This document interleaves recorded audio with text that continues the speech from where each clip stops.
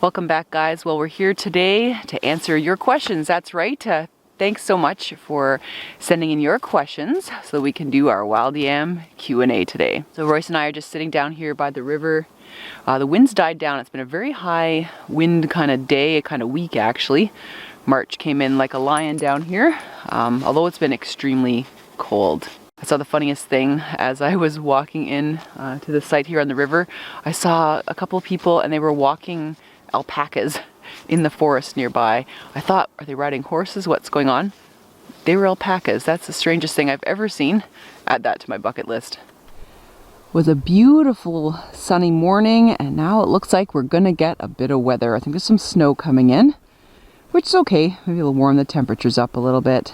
I think we're kind of near some kind of a den. There's a lot of tracks up here, a lot of coyote tracks, some marking and stuff.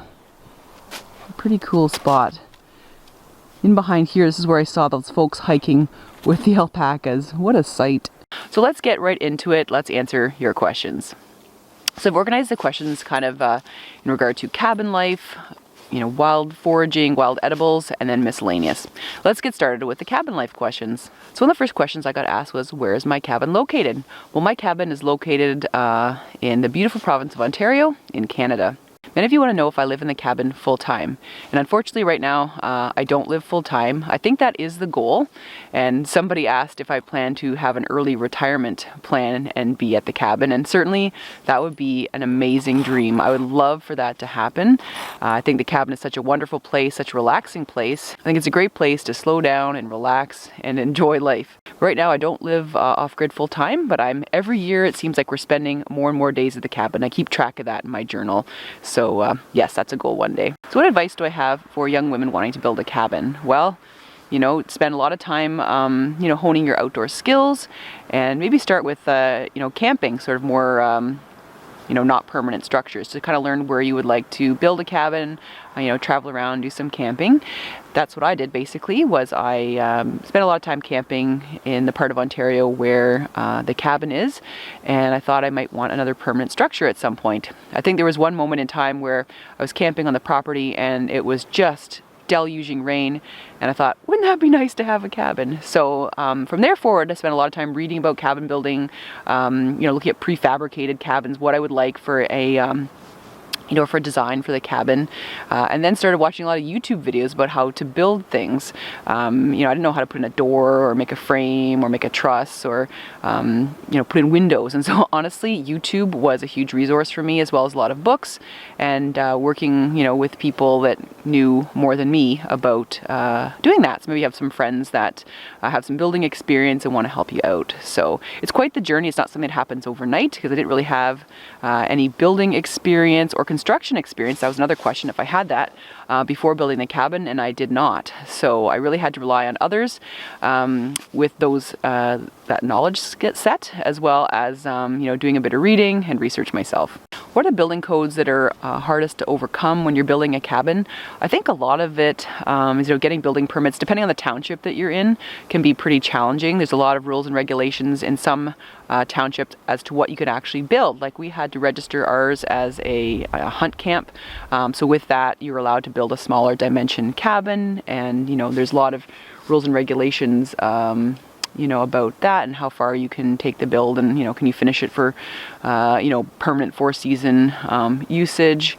So I think that was the hardest, because you go into a township like, okay, most places would let you build a 10x10 without even any kind of permitting or anything, but where we were, that wasn't the case. If you were to build a 10x10, it had to accessorize a house. So I found that the most frustrating part, is like, you're really kind of pigeonholed in a certain kind of build in some townships. Other than that, you have to build like a 1,500 square foot home. They wouldn't let you build, something the size of a trailer or, a shed or something like that. So I think for me, that was the hardest pill to swallow, is, kind of making our design the way it was, just because the township unfortunately dictated what could be done.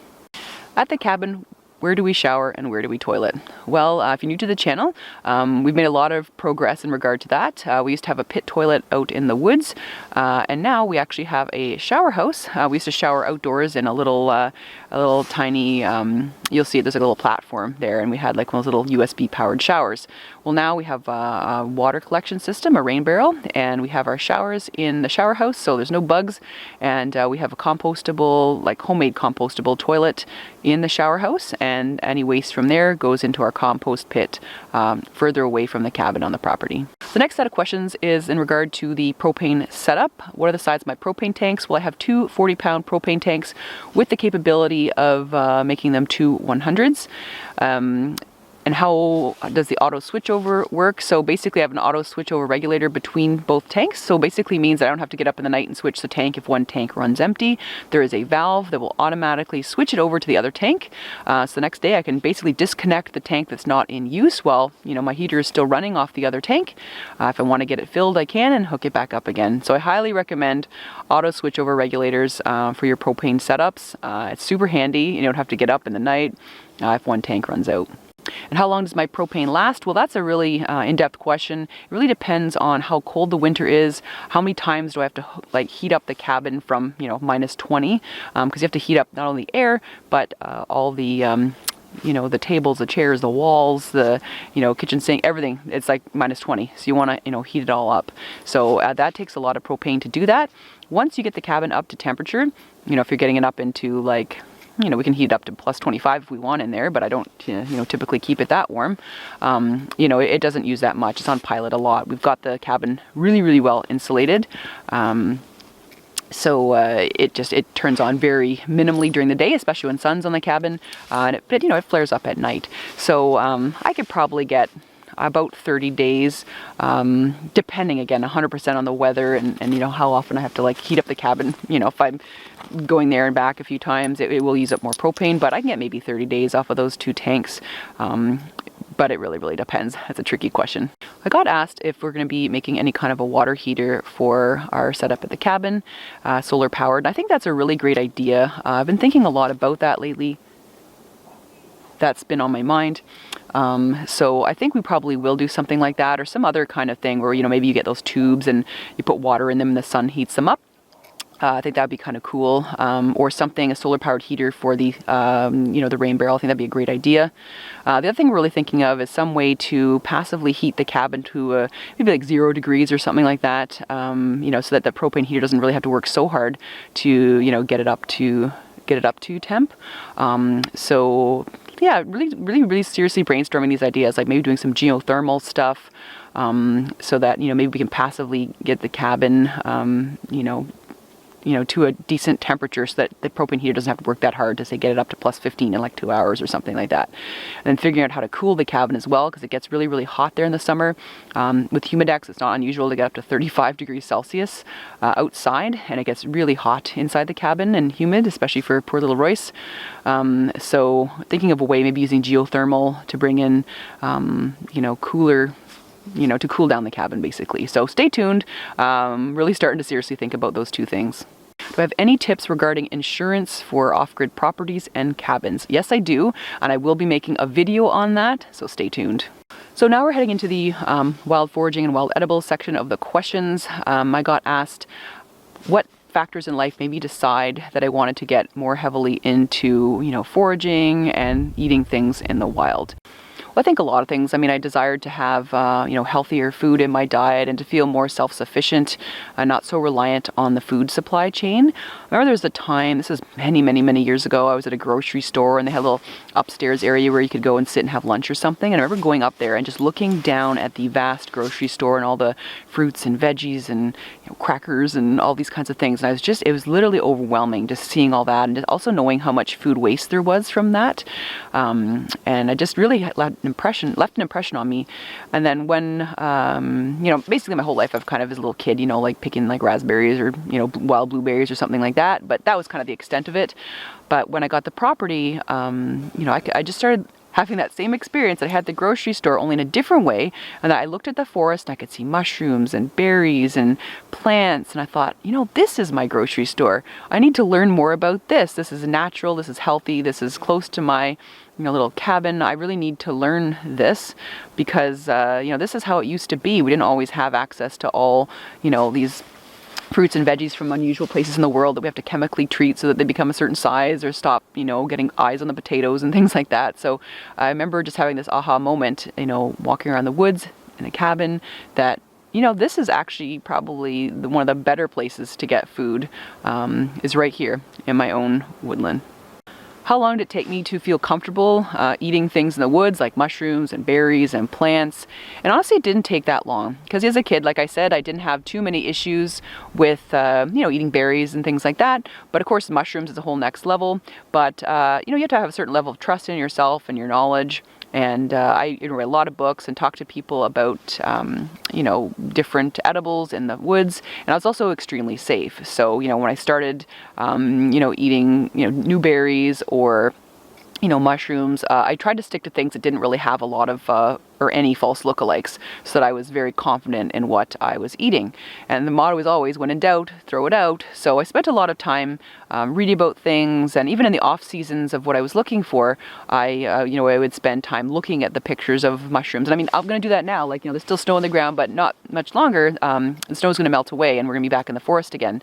So what I want to do is, start refreshing the knowledge again, and get ready for my woodland adventures, because there's always, something that you forget, or you've been out of practice for over a year in terms of certain mushrooms if they're more complex. So it's time to, bone up on that knowledge. So it didn't take me too long, but again, baby steps. I was very cautious and careful, with my wild edible journey, and it's still an ongoing lifelong journey. So, but always be safe in the woods in regard to wild edibles. In the woods, do I contend with bears or other wild animals? And yeah, I do. And sort of, people wonder if I'm afraid to be alone in the woods, whether running into people or animals. And I think there is a certain degree of that. I think it gets better over time, the more experience that you have in the woods, and especially if you know where you are and you know the animals that you have to potentially contend with. I think if you drop me somewhere on the planet, in Borneo or something, I think I would be incredibly frightened because I would not know what I was up against, Whereas, the Ontario woodlands, I know, the risks and the threats, and I also know, my area, are there habituated animals?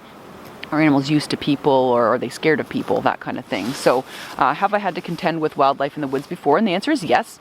We've had a couple of experiences. Royce and I, when Royce was a very young puppy, I think it's probably under 12 weeks old, we were hiking and a bear came up the trail towards us. I thought it was another dog at first, and I realized very quickly it was not.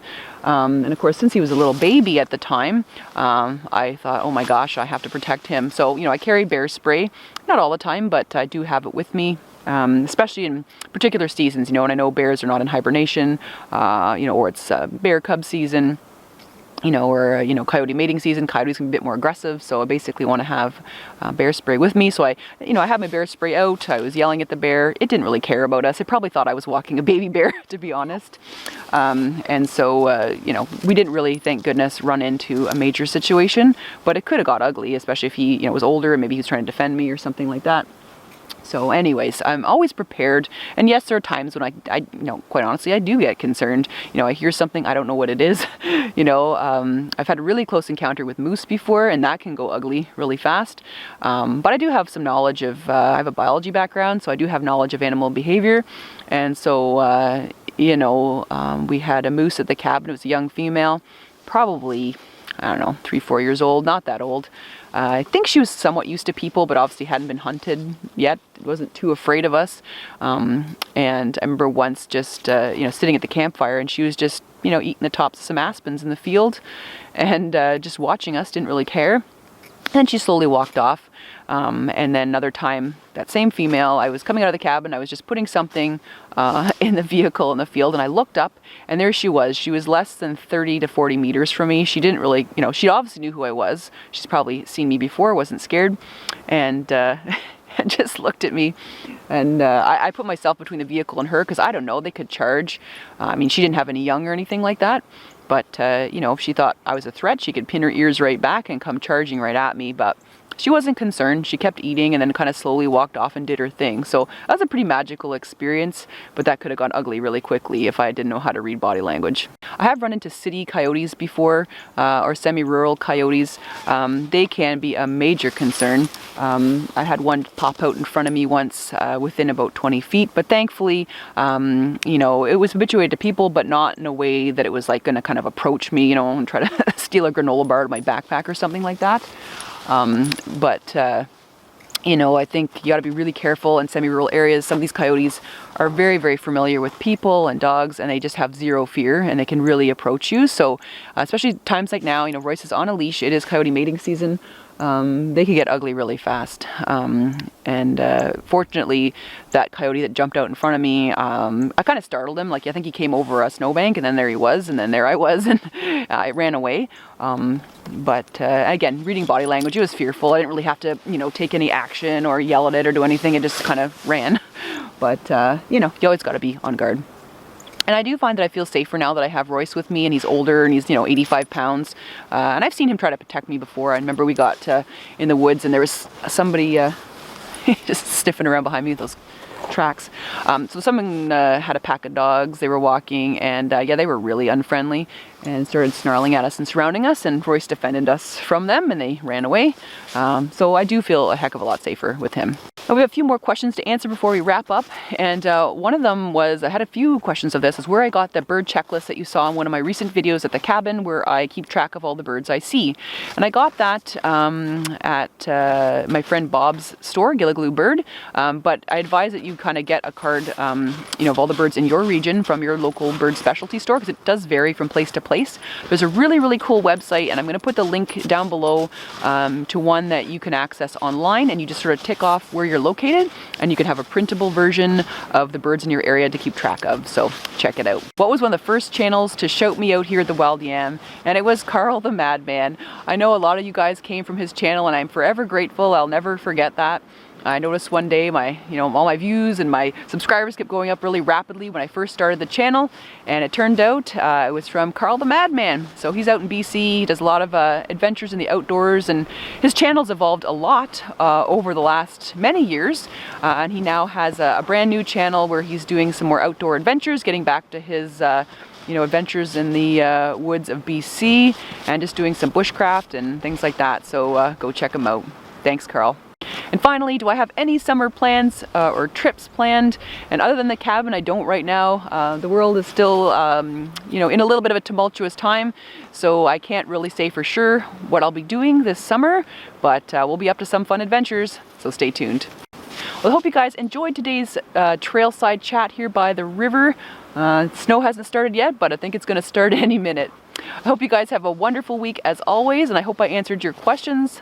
If you have any further ones, leave them down below in the comments, and maybe I'll answer them in the future video. I hope you guys have a great week as always. Take care.